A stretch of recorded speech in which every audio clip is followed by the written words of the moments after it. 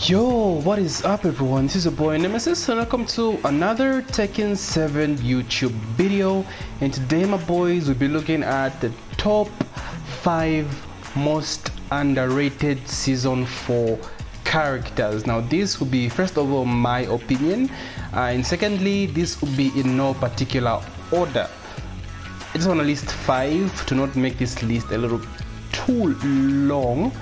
But yeah, no particular order, my opinion, love it or hate it, this is my list. And yeah, without further ado my boys, let's get right into it.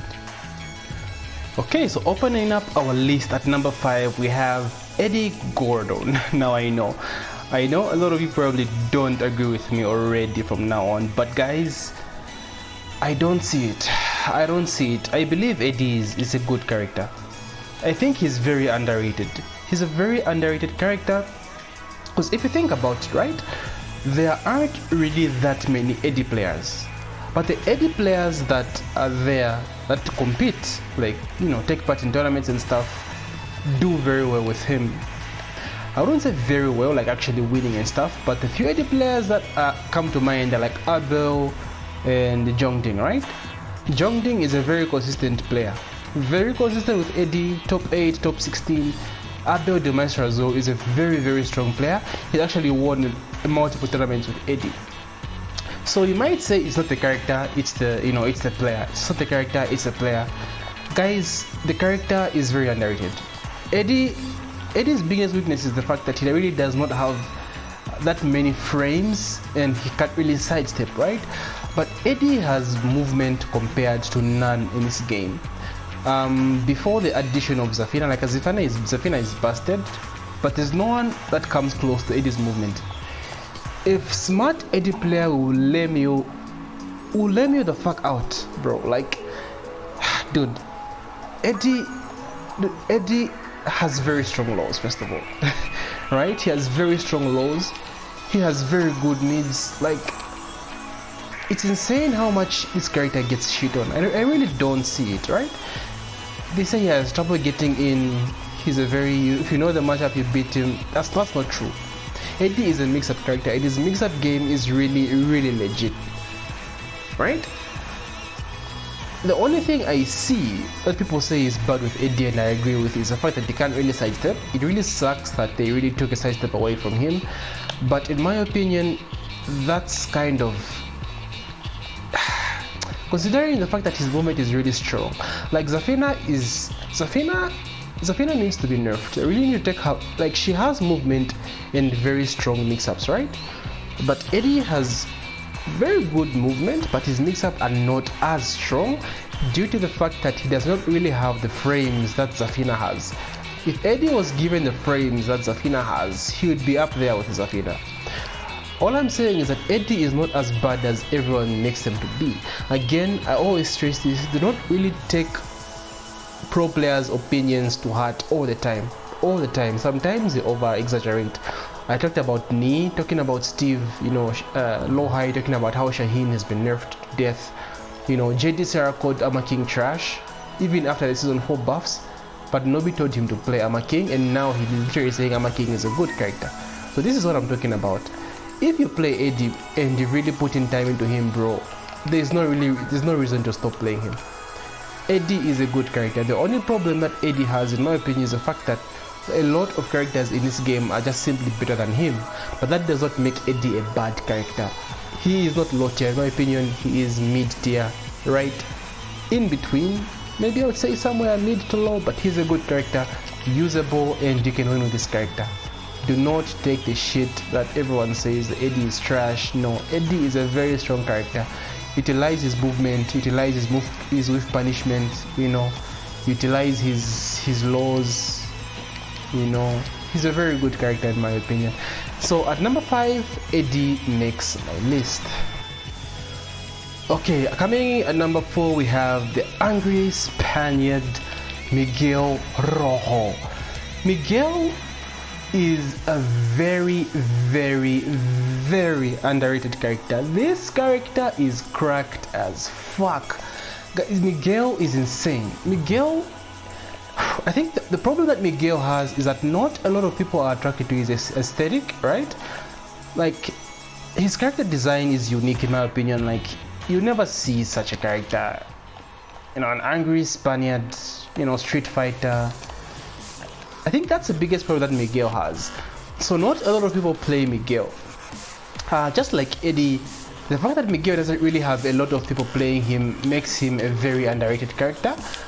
Most of the people that play Miguel that come to mind are Glaciating from the US, and if you know Glaciating, every time he plays the tournament, it's either he wins it or comes out top 3, right? And then there's this guy from the UK, what's his name? The name has gone. Is it Kalak? No, Kalak is a Zafina player. I think you know the guy I'm talking about, guys. But Miguel is crazy. Even JDCR is playing Miguel recently because he knows that he's noticed how good this character is. He's been getting he got some really huge buffs for season 4, right? They gave him a new punish, right? They gave him savage styles from forward 4. They gave him new ways to get in. They made Savage 2 safe. So this is a mental mix-up. Every time you see Miguel in Savage stance, bro, it's crazy. This character in your face will just fuck you up. He has a back one, right? His jabs are his biggest weakness. His jabs are trash, but his lows, he has lows for days. Miguel will bully you. Like, Miguel is a dude. It's crazy how this character is so underrated, right? He has a magic fall, very easy magic fall. Dude, I just can't stress it anymore. I just can't. Dude, if you love Miguel, guys, please, you have no reason not to play him. He's a very underrated character. I've been messing around with him in practice mode actually, and he's insane, dude. He is insane. He has the lows, he has the counter hits, right? He's a very good side step, he has a very good backdash.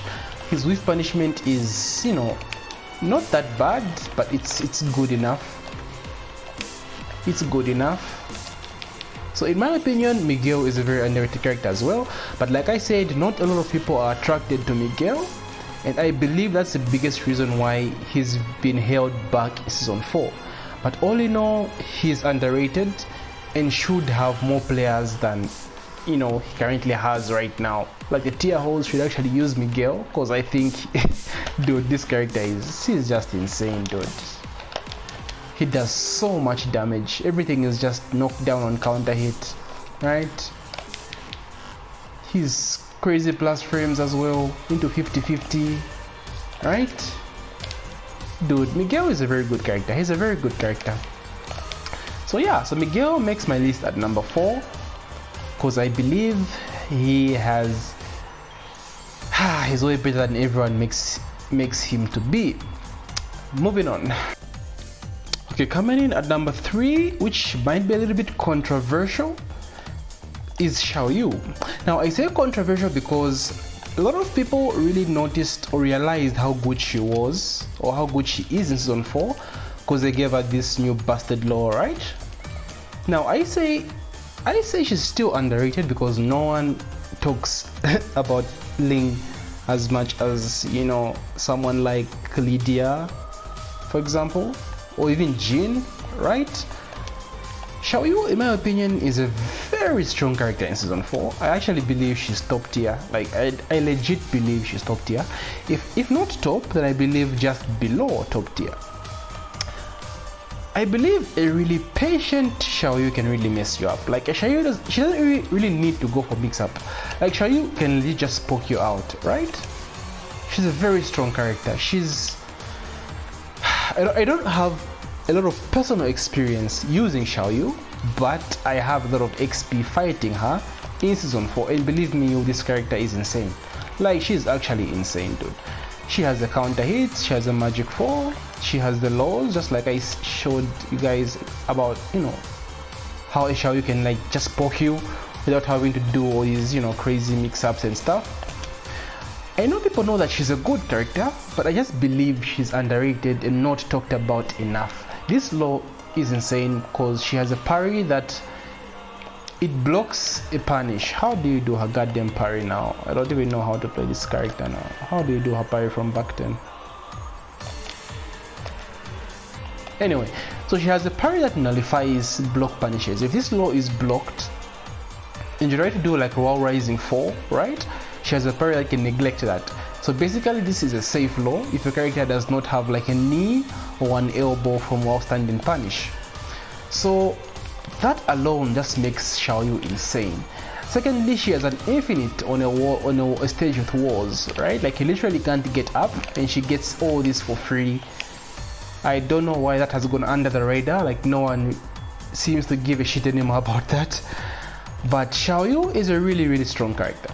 And I really love to play her as well, but I'm really not really attracted to her aesthetic. Like Xiaoyu is cool, like she's cool, and I feel like she has a very steep learning curve. Like it really takes me forever to really, you know how to use this character. I feel like her movement is hella strong, right? She's a very good character. She's a very good character, very underrated. Xiaoyu players as well, peeling has been MIA. I don't know where peeling is. Characters, players like Weka does like serious damage in online tournaments, Korea tournaments. He's a Korean Link player, very strong. Kadoko plays Xiaoyu a lot as well, though she's more of an Alisa player. I believe she played Ling and Alisa in Tekken Tag, but Xiaoyu is cracked. She was like one of the best characters in season 1, but then she got nerfed. But now I believe she's back up on top. People just don't talk about her that much, but I believe she's a very good character and she needs to get the attention, cause bro, this character can dish out some serious damage and her mix-up game is insane. Her Oki as well is crazy. Like bro, how do you do that? So yeah, Xiaoyu makes my list at number 3 as one of the most underrated characters in Tekken 7 Season 4. Okay, making my list at number 2 we have Nina Williams. Now Nina, just like Eddie and Miguel, is a victim of falling to the fact that no one really plays Nina. Like there are really not that many people that play Nina, to be honest. Aslan used her a bit in Season 4. We have, I think, Victim of Retro from the US plays Nina. We had, what's this guy's name from Korea? Only Practice, one of the best Ninas in the world. I don't know if he's playing Tekken 7 anymore, but from the time he used to play Tekken 7, he did well in tournaments and stuff. Now Nina is a no-brainer. Nina is a very strong character. It pisses me off seeing Nina placed as mid to low tier. Like how? In what universe is Nina mid to low? Nina is high tier. Like she has everything. She literally has everything. There is no debate this character is strong. The only biggest weakness Nina has is a backdash. Right? If you can't backdash with her, you really get fucked up by getting this way all the time and trying to KBD, right? That's her only biggest weakness. She has everything. They gave her a new punish in Season 4. I believe it's 12 frames, I think. I'm not too sure. She has command grabs. Like, dude. It's crazy. It's crazy. I think as well Nina also falls to the victim of not really having a huge fan base. Like, not a lot of people are attracted to Nina. But in my opinion, she's one of my favorite characters in the game. Like Nina is arguably my favorite character in the game, I think. I'm not really sure because I'm not really a big fan of female characters. Nothing to do with gender. I'm just not attracted to female characters in fighting games. But I've dabbled around with Nina and Alisa, and dude, she is strong as hell. She has counter hits, insane counter hits for that matter.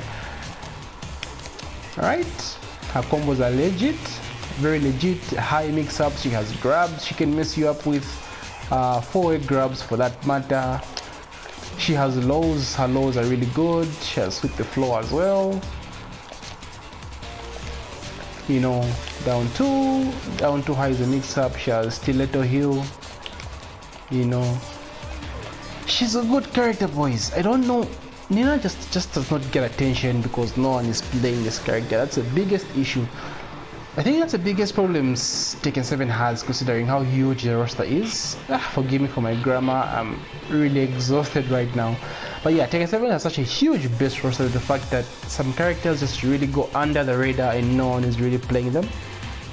But Nina is, I don't want to say top tier because there are so many characters that are just up there, like have insane stuff, but she's definitely top, mid to top, or somewhere between S tier and what, S plus, S tier, A plus and S tier. She's a very strong character, guys. She's a very strong character. She deserves more love. Nina is OD. Nina is OD. So yeah, Nina makes my list at number 2 as one of the most underrated characters in Tekken 7. Okay, so coming in at number 1, and if you know me, you probably saw this coming. It's my boy Lars. Lars. I main this character, and let me just say that this character is hella good. He's a very good character, just like all the other characters on this list, maybe excluding Xiaoyu. Not a lot of people use Lars. In fact, no one is playing Lars in tournaments right now, except for this guy from America. What's his name? He takes part in the NA Wednesday tournaments, I think. You guys know him. I've just forgotten his name. CBM plays Lars from time to time. Nobby recently picked up Lars, but hasn't been using him in tournament. I believe he's been playing Feng. So just like most of the characters on this list, not a lot of people are playing Lars, but Lars, guys, is a very good character. He's a very good character. Most of the people just complain to the fact that he's a very risky character with his laws, which I agree. But just like my previous video, when I talked about Lars being, high risk, high reward, and having scary mids and lows at the same time, just like Heihachi, you must know how to place the lows.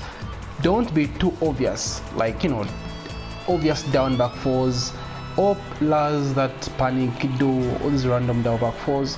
So just be smart, right? His homing is also something that's really bad with him, which I agree.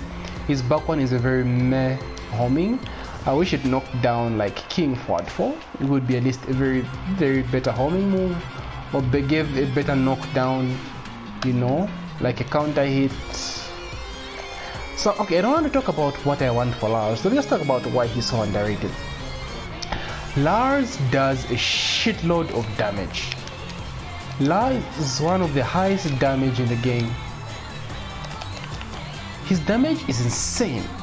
And I'm not just talking about his combo damage, the damage from his lows, bro. If you eat one of his lows, bro, you're gonna die. If you eat 2 of these, that's 68, that's combo damage, right? 24. Like, no one has this much damage on his lows. It's insane. That's 20 damage. This is 25, right? 43 plus 4 is 26. All those lows are unreactable, by the way. Only down 1 plus 2 is reactable. So Lars does a shitload of damage, and his punishment is insane as well. He's got one of the best punishment in the game, maybe except from his 10th frame, right? So if you can mix up his lows with his mids in a very good way, you're going to, bro. I mean, Lars, believe me when I say, not everyone is going to block the lows that you throw out, right? If you mix them up with the kind of like a down back one, because this low is not launch punishable, right? He has silent entry now, 2, which is not launch punishable anymore. So if you're a smart Lars player and know to throw out these risky lows, bro, you got the match. Like, you have it. Lars is so underrated. His mids are so scary, right? He has a decent counter hit game now, since they gave him 1-1-1. 4-1 plus 2 is always counter hit now. He's very underrated. He's a very underrated character. All the tier lists that came out put him as low tier. I do not agree with that. Lars is mid tier at best. If I'm being biased, he's mid to top, but at best he's mid tier. He is no way a low tier character. He's insane. He's a very quick character. You have to be, match his speed when playing this character. He's a very good sidestep. He's a very good backdash as well. dude, it's insane how many characters are so underrated in this game. Like Lars got so much shit. I agree from season 1 to season 3, Lars hasn't really been in a good state, but season 4 he did him some justice, right? He's down 2 now, he's 0 on block. Dynamic entry down forward 2, down forward 1, sorry, counter hit launcher, 0 on block, right? Off standing 1-2, counter hit launcher now for the second hit. Alright, opens up mix-ups now. You can easily go for the silent entry into mix-ups, or just throw out a down all standing 4, all standing 2, sorry. Lars is a strong character. If you main Lars, bro, I suggest just explore him and stick with him. He's a very strong character. Long range punishes, you know, he can do so many ways to get in. DE1 was buffed now, it's like 0 now. The recovery is, I think, is better now. So very good ways of getting in, easy ways of getting in. Lars is amazing. Down forward 2 came back, and I'm sorry I'm going a bit in depth because, you know, it's my main, so I'm going to talk about my main, believe me, you. So in my opinion, Lars is one of the most underrated characters in the game, and he is very good. I could go on and on, but let me not make this video really long. So that's my list, boys. I really hope you agree with me. If you did, if you don't, then well, you know, it is what it is. I really hope you enjoyed my video. I haven't been uploading in a while, as you can tell I'm a bit off. If you made it this far, please don't forget to like and subscribe, and yeah, do the YouTube things, my boys, and yeah, GG.